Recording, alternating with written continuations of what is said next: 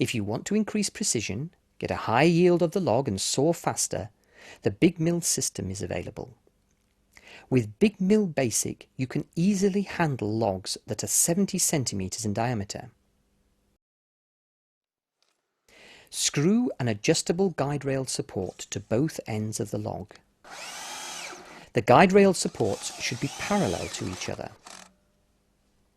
A small angle deviation will not be noticed on the finished boards, but you can use a spirit level when fastening them. Since the guide rail holders are fastened to the centre of the log ends, you will obtain the best yield if you always set the supports at the same height. The kerfs will then be parallel to the pith of the log. In this way, even the beginner can obtain a maximum yield of the logs.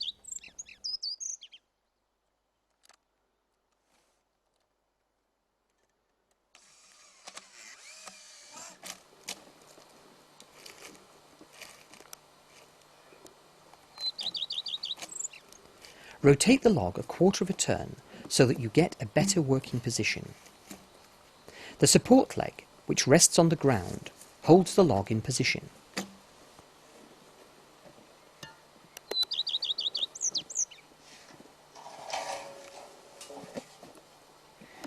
Position the guide rail and fasten it. The aluminium alloy that the guide rail is made from is very light and durable. A 2.7 metre long guide rail only weighs 8 kilograms.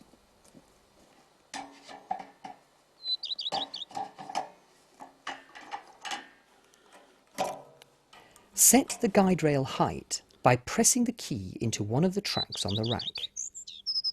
Opposite to the rack, there is a scale that shows the block size and the distance to the centre.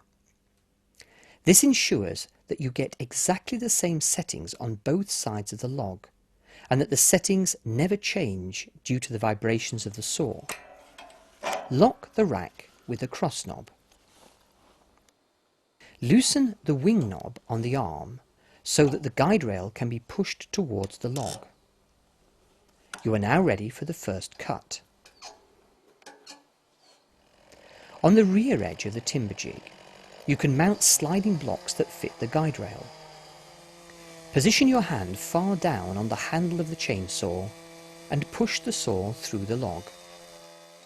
Loosen both the arms and the rack's knobs in order to adjust the height easily. Lower the guide rail 1 inch and you can saw a rough-edged board.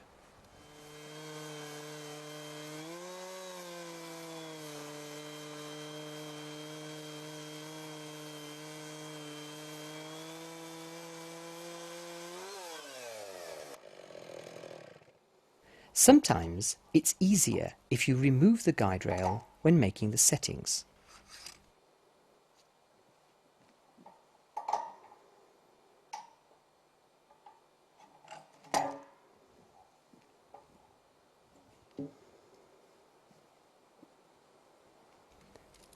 Loosen the knobs on the arms and rotate the arms half a turn.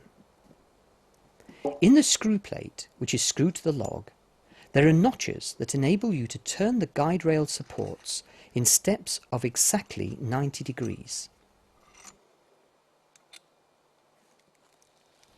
Soon a 7-inch block is to be sawn, but to get a better yield from the log, we will first saw a 1-inch board from this side of the log.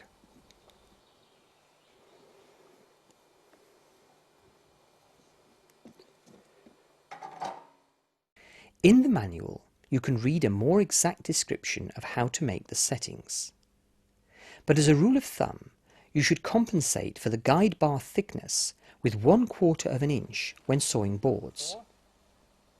Due to this, the guide rail holders in this case are set at 1 inch and a quarter above the 7-inch block mark.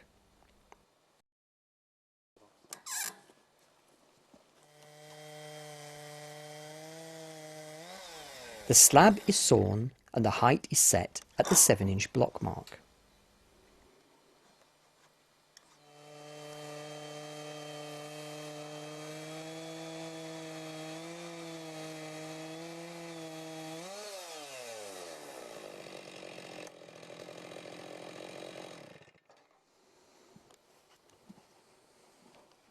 The wing knobs on the arms are loosened so that the guide rail can be folded 90 degrees round the log.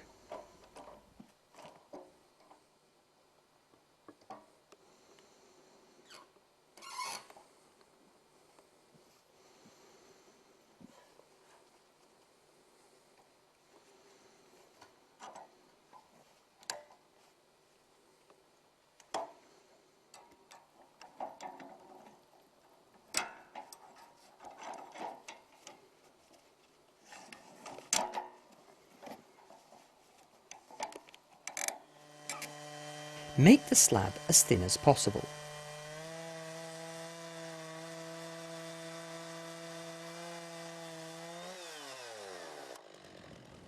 Now you can remove the big mill system and only use the TimberJig when sawing the block into planks or boards as shown before.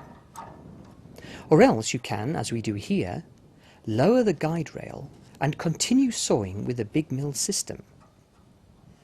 It maybe takes a little more time, but the precision is a bit better. The thinnest you can saw with a big mill system is 1/4 inch or 6.25 millimeters.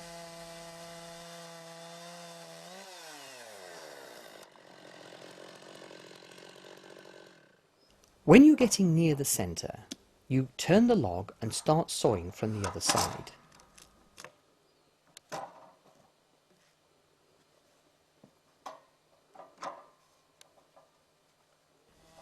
You've probably already concluded that there will be one piece left in the centre of the log. This centre block has to be sawn with a TimberJig and is 4.5 by 4.5 inches or bigger. But before removing the guide rail, the rough-edged boards will be edged. Clamp them and the block together with a C-clamp.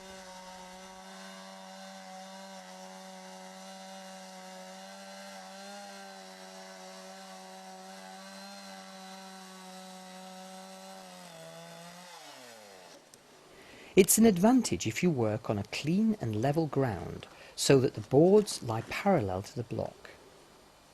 If you, as in this case, do not have access to a level ground, you can use the back of the C-clamp for pressing the boards up against the block. Set the desired board width and start sawing.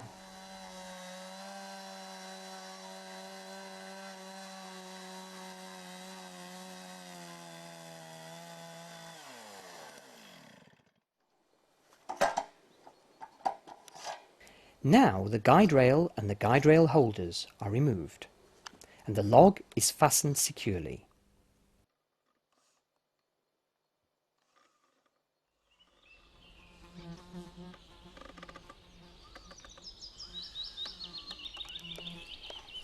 We will saw 2-inch boards.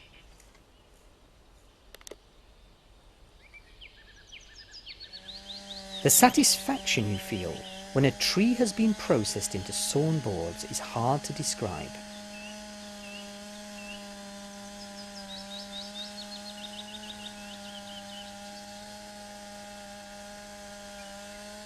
There's no need for heavy transport. You can carry the equipment without help, and boards are much easier to move than logs. Sawdust and twigs can stay in the forest where they belong. Even though it's agreeable, we want to caution you against taking a coffee break after every log you've sawn up. This can result in between 15 to 20 cups of coffee a day.